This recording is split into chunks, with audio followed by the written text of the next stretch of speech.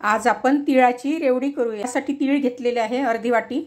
ते आता मंद गॅसवर भाजून घेणार आहोत, कारण मोठ्या गॅसवर जर तीळ भाजले तर जळतात लवकर आणि कडवट लागतात। तीळ आता खमंग भाजून झालेले आहे। गॅस बंद करूया। गूळ घेतलेला आहे अर्धी वाटी।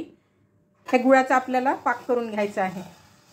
यामध्ये 1 चमचा पाणी घालत आहे। आपल्याला घट्ट असा पाक करायचा आहे।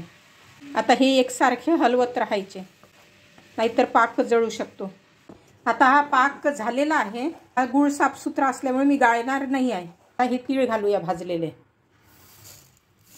1 चमचा तूप घालूया। मिश्रण तयार आहे, थंड होऊ द्यायचे आहे। गॅस बंद करूया।